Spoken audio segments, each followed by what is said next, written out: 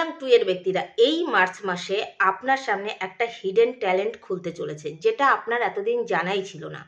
March মাসের এই যে মুনের এনার্জি এবং তার সঙ্গে স্প্রিংয়ের ফ্রেশনেস দুটো মিলিয়ে আপনার মধ্যে যে ক্রিয়েটিভ সাইড আছে সেটা আরও এনহ্যান্স হতে চলেছে। আপনার মধ্যে যে সেন্সিটিভিটি আছে সেটা সুপার পাওয়ারে আসতে চলেছে। এই মাসে আপনি আপনার ইমোশনসকে ওয়ার্ড এবং আইডিয়ায় কনভার্ট করতে পারবেন। আপনি যদি আপনার কেরিয়ার লাইফের কথা বলেন, সেক্ষেত্রে মিড মার্চ মাসে আপনার কাছে ফ্রেন্ডশিপ অথবা পার্টনারশিপের প্রপোজাল আসতে পারে, কিন্তু কখনোই তাদের উপর ডিপেন্ডেন্ট হয়ে পড়বেন না, নিজের আইডেন্টিটিকে হারাবেন না। হার্ডওয়ার্ক অথবা যে ওভার ট্রাস্ট, ওভার গিভার হবেন না।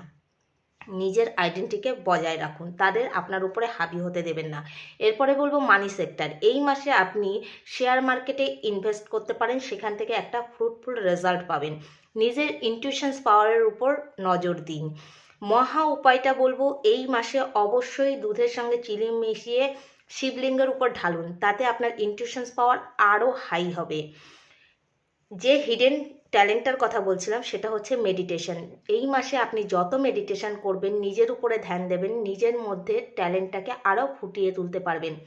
তো যারা যে কোনো মাসের 2 তারিখ, 11 তারিখ, 20 তারিখ অথবা 29 তারিখে জন্মগ্রহণ করেছেন, তারা তাদের লাইফে পিস মেকার হতে চলেছেন।